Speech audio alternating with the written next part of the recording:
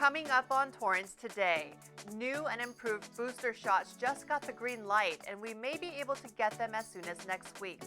It's getting hot out there, but you can stay cool by visiting our cooling centers. And work continues along one of the busiest intersections in our city. We'll give you the latest updates. All this and more coming up right now on Torrance Today.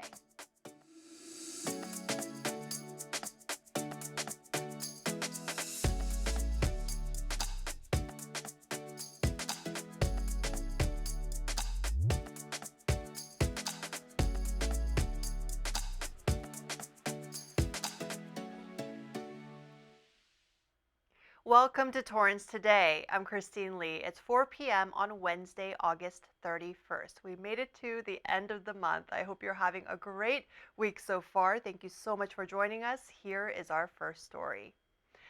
The new and improved COVID-19 booster shot just got the green light from federal authorities today. The U.S. Food and Drug Administration authorized the shots from both Pfizer and Moderna, targeting the highly contagious Omicron subvariants.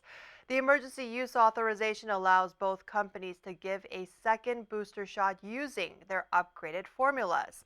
Adults 18 and over can get the new Moderna booster, and those 12 and over can get the Pfizer one possibly as soon as next week. White House COVID-19 response coordinator Dr. Ashish Jha says the new boosters represent a really important moment in this pandemic. Public health officials hope they will help prevent a possible fall and winter surge. We are in an excessive heat wave right now. The National Weather Service says extremely hot temperatures will last through Labor Day weekend until Monday night, with triple digits in some parts of Southern California. Today's high in Torrance was 85 degrees. Weather experts expect several records to be broken in the coming days. The rising temperatures will also likely lead to poor air quality and elevated fire weather risk. Here are some tips to keep in mind. Drink plenty of fluids, stay in an air-conditioned room, stay out of the sun, check up on relatives and neighbors, and never leave young children or pets unattended in vehicles. If you're feeling too hot at home over the next few days, come on out to a cooling center near you. The Katie Geisert Civic Center Library, Henderson, North Torrance, Southeast, and Walteria libraries are open from 10 a.m. to 6 p.m. on Thursday and Friday, and from 9 a.m. to 5 p.m. on Saturday. And the D. Hardison Sports Center, located at Wilson Park at 2400 Jefferson Street, will also be available as a cooling center on Sunday and Monday from 11 a.m. to 6 p.m. If cooling centers are needed for the remainder of next week, all library branches will be available. LA County's Department of Public Health has a website dedicated to keeping residents safe from extreme heat. It also includes additional cooling center locations. Just go to ready.lacounty.gov/heat. A special council meeting takes place tonight to fill the vacant seat for District 2. The mayor and council were not able to agree on one candidate during last week's meeting.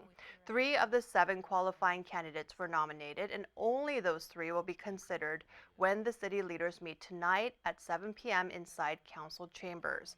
Those candidates are Bridget Lewis, Alan Masnek, and Elizabeth Pino. You can watch all of their introductions on replays of last week's council meeting on the city's Facebook and YouTube pages, as well as right here on Torrance City Cable. And you can join tonight's meeting in person inside the chambers, or you can watch it on air or online. The District 2 council seat became vacated when Mayor George Chen was elected to his current position. It represents more than 25,000 people in the northwest part of our city. The appointed candidate would serve out the remainder of the term, which ends in 2024. A special election will be called if there is another tie vote. Well, road work continues at one of the busiest intersections in the city. 24-hour lane closures are in place as Phase 2 of the PCH Hawthorne improvement project resumes. A lot of work took place last week, well into the night, as crews cement-treated soil under the roadway, installed an asphalt pavement interlayer, and began pouring concrete pavement on the north side of PCH.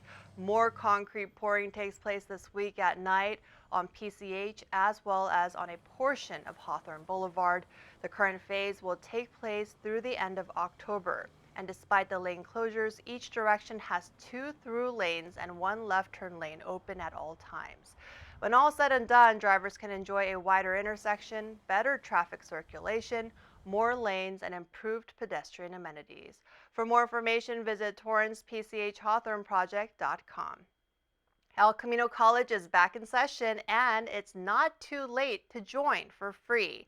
The college is still accepting online applications for this fall, and thanks to its tuition relief program, students can take classes without paying for fees or tuition. The program is funded by the Higher Education Emergency Relief Fund, and it clears out all outstanding tuition and fees for past students as well who were enrolled since the spring of 2020. Eligibility requirements are simple. Submit an admission application, apply for financial aid, and enroll in at least 6 units for fall. Superintendent and President Dr. Brenda Thames says some students had to put their academic and professional development dreams on hold due to unexpected costs related to the COVID-19 pandemic, and she hopes the program can help them overcome the barriers. The Torrance Rose Float Association is holding a Restaurant for Roses fundraiser today at BJ's Restaurant and Brew House. From now until 11 p.m., you can go to the location at the Del Amo Fashion Center at 3525 Carson Street, present this flyer, and check out. 20% of the tab, not including alcoholic beverages, should go to help the nonprofit. To participate in the fundraiser, you can dine in or take out.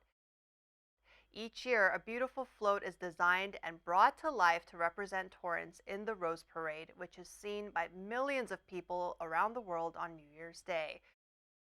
The city has been a part of this annual tradition for more than 65 years. You may want to think twice before going to the beach this week. Public health officials in LA County issued warnings for 4 beaches in our area due to high bacteria levels. Try not to touch the water if you're planning to go to the Santa Monica Pier, Mother's Beach in Marina del Rey, Inner Cabrillo Beach in San Pedro, or Topanga Canyon Beach in Malibu. Officials don't know exactly what's causing the increased levels of bacteria, but beachgoers should not swim, surf, or play in the water due to potential health illnesses associated with it.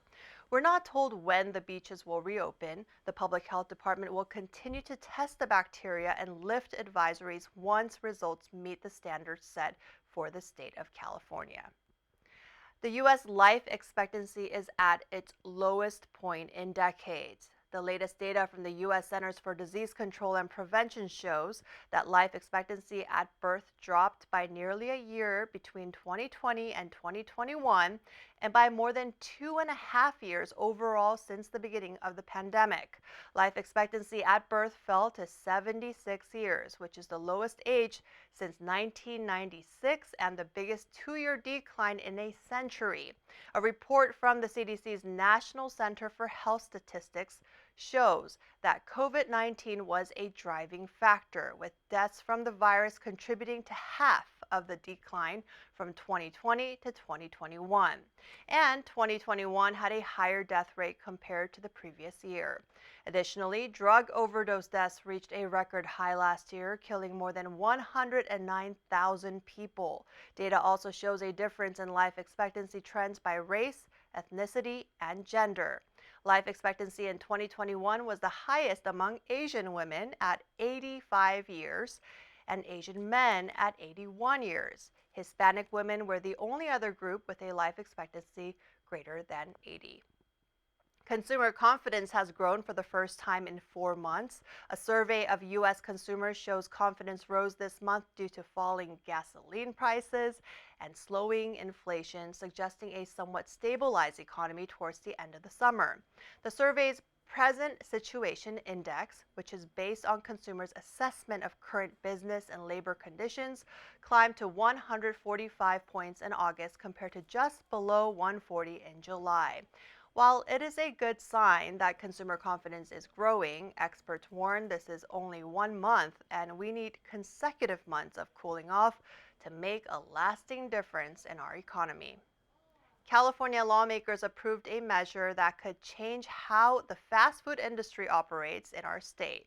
The bill, AB 257, known as the Fast Recovery Act, would create a new 10-member fast food council with equal numbers of workers, delegates, and employers' representatives, as well as 2 state officials. Together, they are expected to set minimum standards for wages, hours, and working conditions in California. The council would also have the power to increase industry minimum wage to $22 next year. It applies to chains such as Starbucks, Chipotle, and McDonald's. Supporters of the bill say it will give the more than 500,000 fast food workers in California a voice in setting industry standards. But restaurant owners, franchisees, and others voiced opposition to the bill, arguing it could raise costs for consumers. The bill is now on Governor Gavin Newsom's desk. A growing number of phone scammers are pretending to be major retailers looking to access your information. Your iCloud account has been breached. Before using any Apple device, please contact the Apple Support Advisor. Press 1 to connect with Apple Support Advisor. Press 2. The Federal Trade Commission warns these scammers claim to work for Apple or Amazon. They try to get confused callers to respond in some way and gain access into their accounts. Amazon says while some departments make outgoing calls to customers, they will never ask you to disclose or verify sensitive personal information or offer a refund you do not expect. Experts say if you get these calls, don't panic. Do not press 1 to speak with customer support. Do not call a number they provided. And most of all, do not give out your personal information. If you think there is a real issue with your account, call a number or visit a website that you can verify. And if you do receive a spam call, report it by going to reportfraud.ftc.gov. Still ahead, it's Winning Wednesday, and we have an inspirational story about a star student in our city. We'll be back in 60 seconds.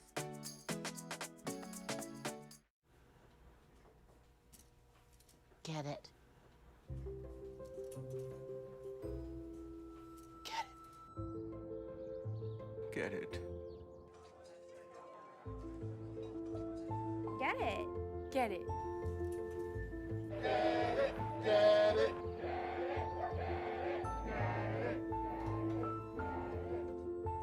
Is she gonna get it, Daddy?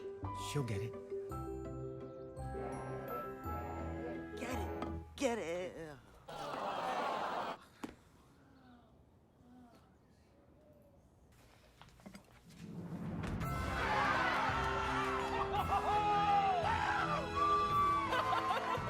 When you bring home a Goodwill find, you give your whole town a reason to celebrate because you're also funding local job training and placement programs in tech, healthcare, and more. Goodwill. Bring good home.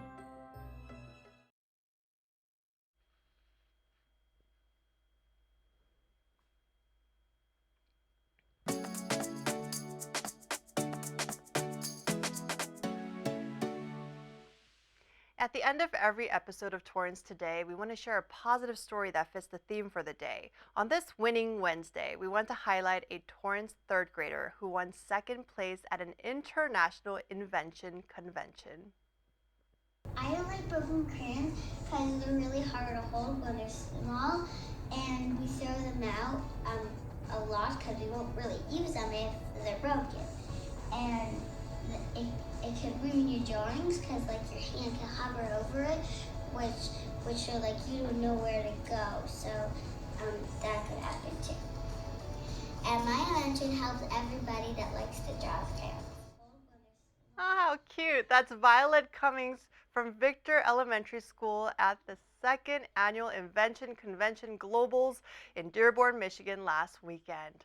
Her invention prevents crayons from breaking and allows you to draw with the ones that are already broken. Violet says her invention is different than other existing crayon holders because hers is made out of wood instead of plastic and uses a lever instead of a twist top to pinch the crayon.